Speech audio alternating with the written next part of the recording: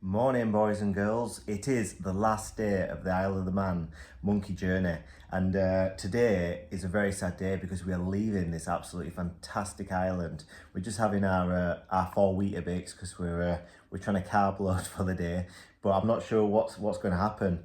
This could be probably the least exciting day, but it could possibly be the most exciting day too. So the plan, from what I can gather, our supreme leader, Dean from Monkey Dick's Adventures, was supposed to post something on Facebook telling us what the plan was for today or what time it was, but he hasn't yet.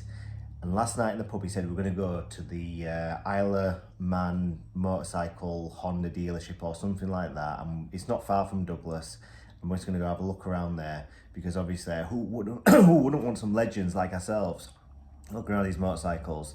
So that's the plan. We're going to pack up from this lovely Airbnb, which I've had a great stay in, to be honest. The lack of Wi-Fi has been a bit of a downer, but you know, that was my own fault for booking such a cheap Airbnb, which is fantastic, but with no Wi-Fi, and I can understand why the price is so low now.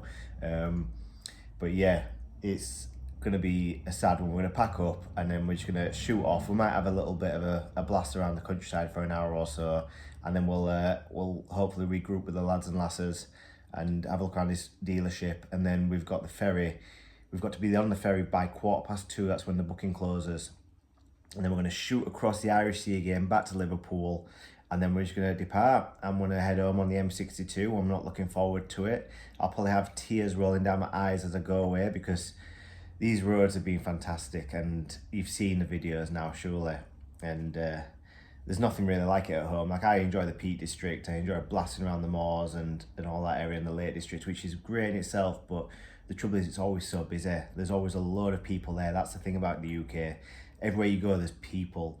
Here, you could ride down a road for half an hour and you just don't see anybody. You might see the odd car and everything, but nothing's oversubscribed, so to speak. So yeah, I'm definitely gonna have to get back here over this summer with Mrs. and also I'll be back next year for the Isle of the Monkeys 4, and I hope that you're going to join us too. So yeah, I'm going to enjoy my Weetabix and I'm going to get cracking with the day. Right everybody, we're back on the road again. We've just left the Airbnb and we realised on our little journey down here to Foxdale we didn't have enough petrol. So we shot up to Peel, we picked up some super unleaded, which let me tell you now, it does make a difference in these little bikes. It only takes about 3 litres to fill up, but well, I think it's 4 litre tank, but I only got 3 litres in it today, I had a little bit left. But it does make a difference, the exhaust sounds different, you do get a bit more oomph with your money, which is why we probably hit 82 miles per hour going down a hill yesterday. But this is a beautiful road. This is what I would recommended to go down by my mate Neil back home, because you really like this road. So we're gonna head down here and see what it's like. But yeah, I'm really sad to have left the Airbnb. It was nice, it was cosy, it was not far from the centre. We were only 10 minutes away, so last night when we all packed up in the pub, I only had to go 10 minutes, and it's a beautiful ride out. All the roads are so nice, it's untrue. I do love it here. So we've just come through Foxdale and we're now on the national speed limit roads, and we're heading down to what looks like a forest. And I've just been reflecting a bit about this trip and about my own life in a way, and there's something I just kind of want to share with you a little bit.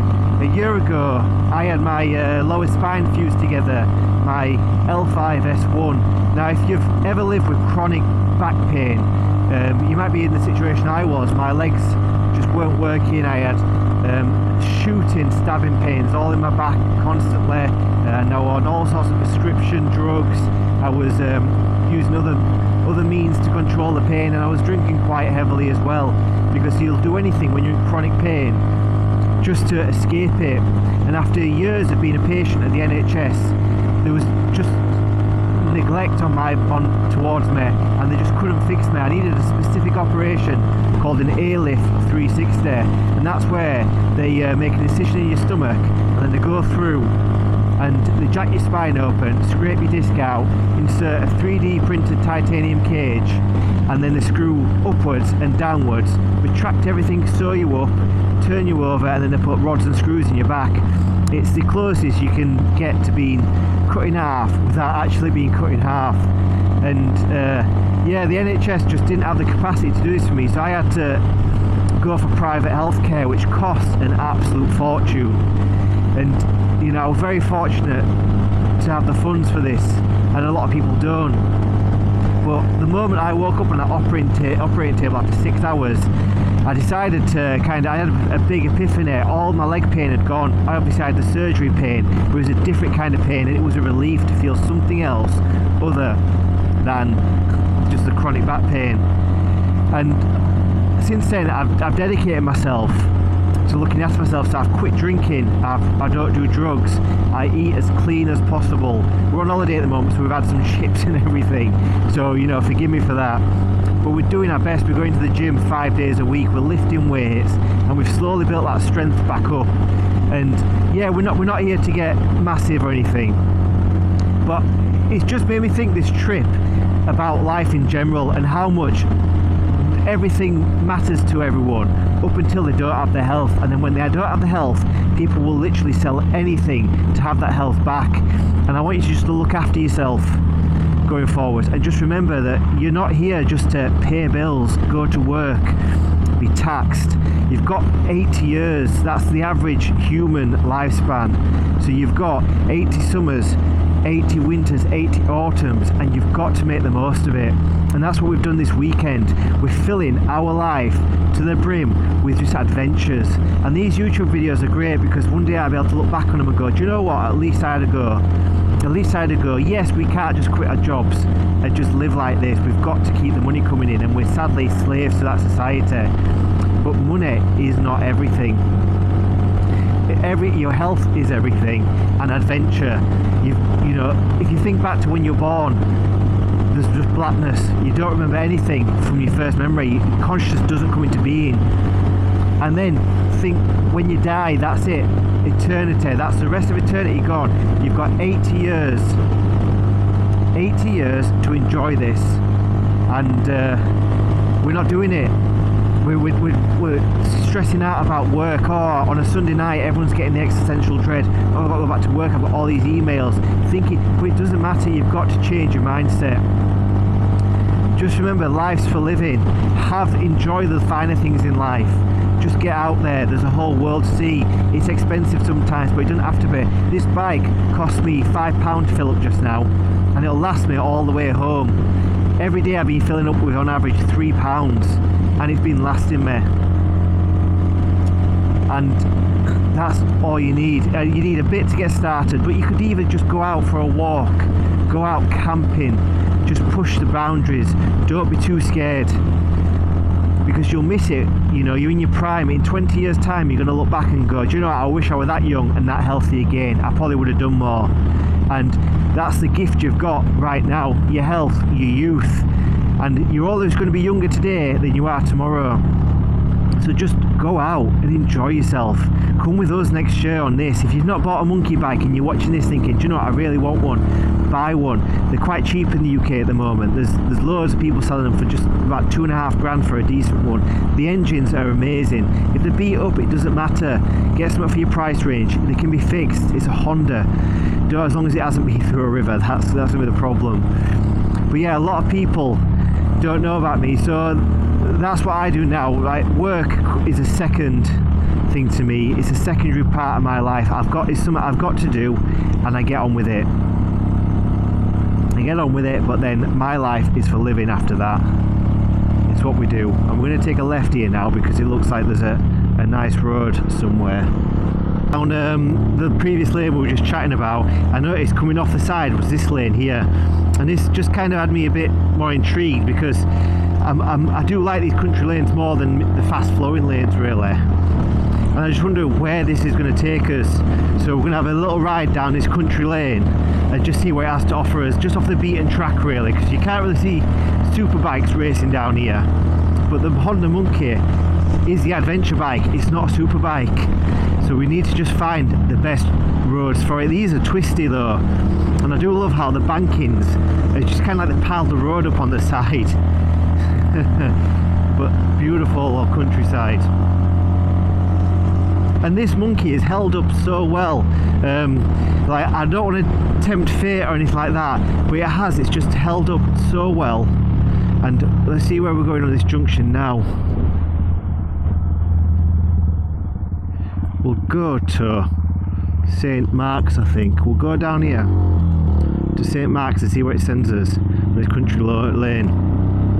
But as I was saying, this yeah, look at this. This is the roads we want. These are the roads we want. So these monkeys, no one's really had a problem. There was one lad I know whose cover came off the side, and I don't know how that happened, whether the screws came loose on all three, but it's just rotten luck, unless it's snapped off. But it's held up so well, and you get all the speed out of them, but it's the cost of them as well. £3 to fill up on average per day with super unleaded. The petrol station folk look at you a bit funny. They're like £5, well, 5 litre minimum delivery, and you're like, well, what am I supposed to do? What am I supposed to do?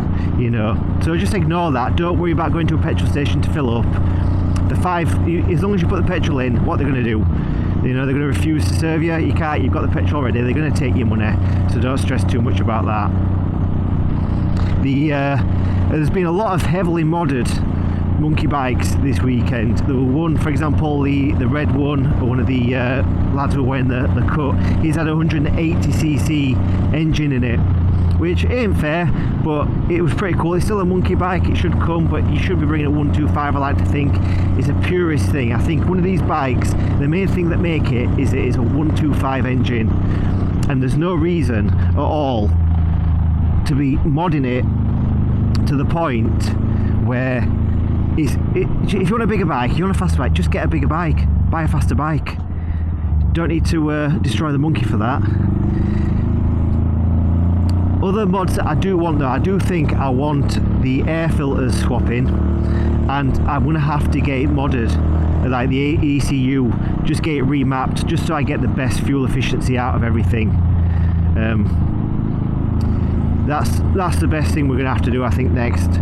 But we're going to wait till the insurance premium comes down, because it's my first year riding motorcycles, and this bike I was getting quotes for over £800 originally, just because it had aftermarket shocks on it and aftermarket exhausts.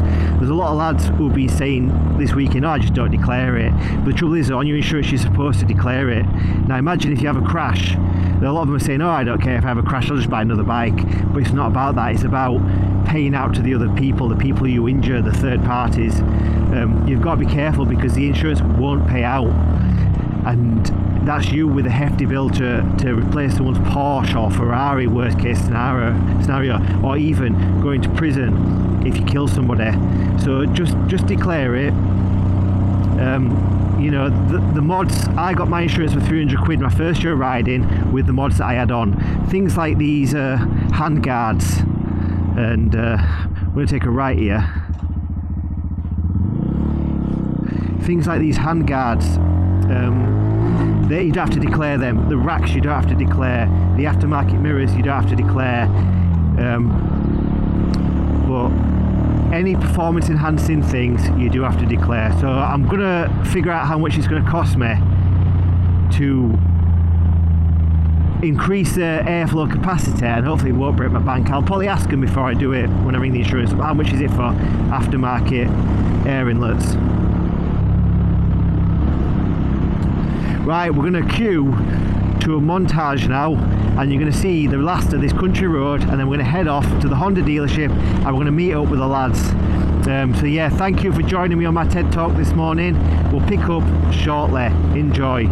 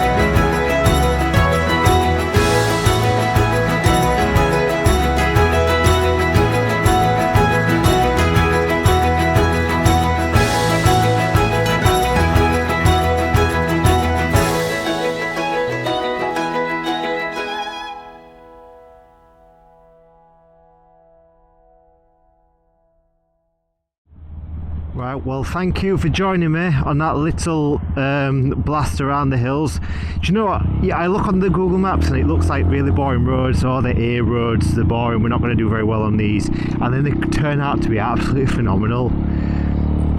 They're beautiful roads, constant beautiful roads. Wherever you go, you think, oh, it's going to be a boring ride, this. But I don't think I've really gone down a boring ride since I've been here. So let's have a look for all the Honda monkeys that are around. Bike shop right here. This is what we're after.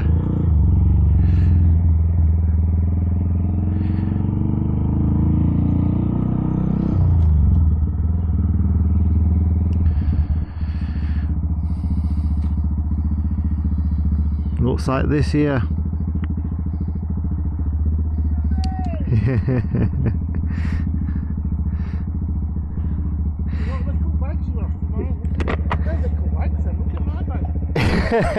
Here's Alan Bonner with his mega grom. Look at that, everybody. What a welcome. How are you, man? I'm alright, my friend. To the Isle of Man Motors, and we found our good mate Alan Bonner. How was your night? How was your night? Because he's been camping, hasn't he? He's been hardcore, he's been camping. We did a bit late night cooking chicken last night in the dark with the stars. It was okay, yeah. Just sound. Was it dead romantic? Do you know what I found this morning, the first time I've seen Johnny? First time I've seen the swallows this year flying around, and that's a good sign that. You know the swallows, but they're coming, with somebody's on its way. Well, I've noticed here, right, on Isle of Man, you know when you're back home, you don't really get as many flies in your visors as you used to. The flies are still on roads here though, so my visors been getting pelted, I've found. I don't know, there's quite a few in our country at the moment. Yeah, but I feel like they've just declined recently. All right. But yeah, here we are, we're at the, look at all these groms that have just come in. They're unpacking them. Yeah. But obviously, them groms are crap. This here is the grom that you want. Alan's mega grom. And he's got... Look at the back of it. He's got a cushion at the moment. Alright, look at this. I've featured it before in a few videos, haven't I? But it's... It's one on its own. Yeah, this is... There's more on this than you were at the Dragon Rally. Actually, saying that though, you had your tubes on at the bottom. Yeah, sort of away. I've done away with that. Yeah, I've done away with that. Designed it. Revamped it. Look at that, bags within bags. Oh my god. That monkey looks a bit scared. Yeah, I think all monkeys are scared of this. Yeah. So, yeah, I think it all does. As long as you get it on ferry, it'll be fine. You can put some on my bike if it falls off. But right, we're gonna have a wander around and we're gonna see who else is here today. We're in the Isle of Man Honda now. There's alt groms are coming in. Obviously they're selling a lot more now. We've been on the island and everyone's ringing up asking for one. But we're at Elm Eddie, we've got Anthony, Dean's turned up. So we're just going to kill time here for about 3 hours until the ferry comes, I think. But check out the size of this Africa twin compared to me. My feet wouldn't touch the ground. So happy days. These are nice, the R9Ts. This was going to be one of my first bike choices. I love the colour of that as well. And the trouble is, it's these engines that stick out at the side. Just look crazy. Look at these R90s. The Rebels.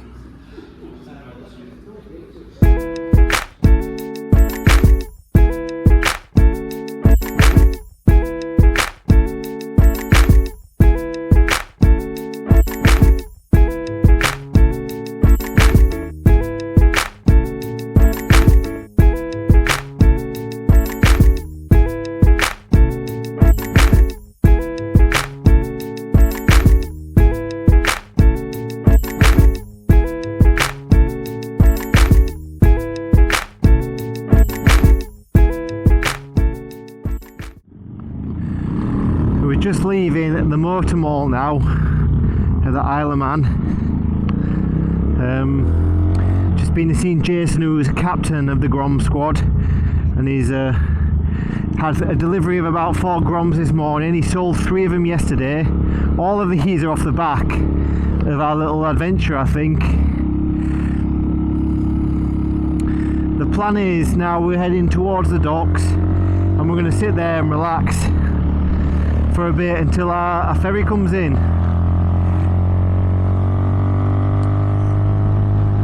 The ferry doesn't leave till 3 and cut-off is at about 2:15, but we might as well, we've got nothing else to do, so we're just going to sit down there, relax for a bit, and then we'll get on the ferry. So we'll see you down at the port.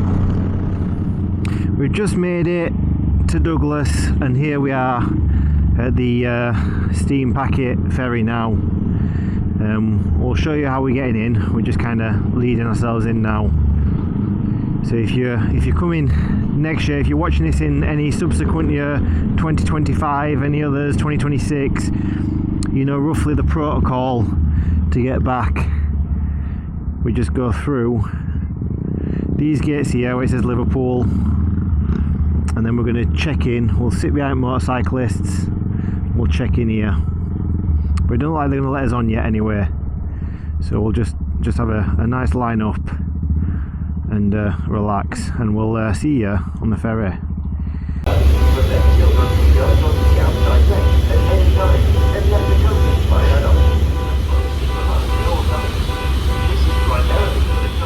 You probably just hear the wind. We've just left Douglas now on the steam packet ferry, and trying to stop the wind from hitting the microphones, but yeah, there is in the background. We're on our way back to Liverpool.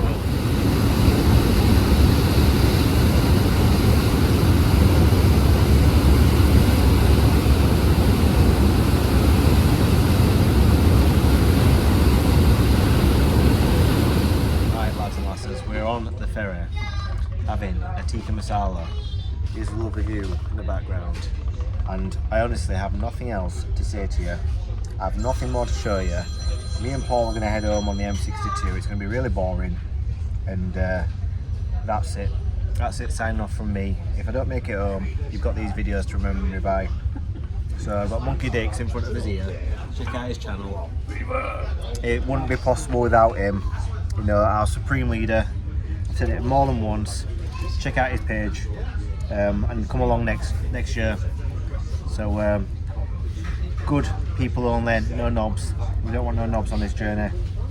So we do allow wheelies, but you know, stay away from us. Right, anyway, I'll catch you later. Enjoy, have a good week. Right, lads and lasses, we've made it home. I thought I was going to finish it up on that, on the ferry, but it's nice to be back. My lovely garden. We're in the Just Eat, for high visibility. Look at my hair on the M62. So we've all brazzed it through Liverpool, and traffic were bad, but we just amazing. Like 10 of us going through, all little filtering through traffic were quite funny. And then we all just slowly disappeared. We all got back to the McDonald's we met on the first day, waved each other off and everything. We didn't stop. Then me and Paul just came blasting down the M62. My engine was screaming at 150 degrees. We tucked in, trying to get into slipstreams of engines and behind lorries and everything like that. But yeah, we've had an absolute blast. And I was thinking on the way back, like, how much does an adventure cost? And they don't cost much at all. I've put less than 20 quid's worth of petrol in this since I started. Yeah, I've probably cost about 20 quid in petrol just to get around the Isle of Man and get there and get back. We aren't on the super unleaded anymore. We're back onto the E5, sadly, back in the UK. But yeah, what an absolute ride. So honestly, come and join us next time, or just come and join us in general. It's been absolutely fantastic. I've met loads of new friends. It's been great hanging out with a lot of you, saying hello, and honestly, you've like just become family now. So there's a couple more events coming up. If Helmet Head, if you are watching this, right, I am going to subscribe to your OnlyFans, I mean your Patreon, and I am going to come to your festival, but I will be criticising it. I want the best experience for my $2.99 a month. If my wife goes nuts saying, why is there something about OnlyFans, I mean Patreon, Helmet Head, saying I'm following something random and weird, then it's on you, my friend. So yeah, thank you anyway for joining us. What a great trip, and I look forward to seeing you on the next one. Have a good one.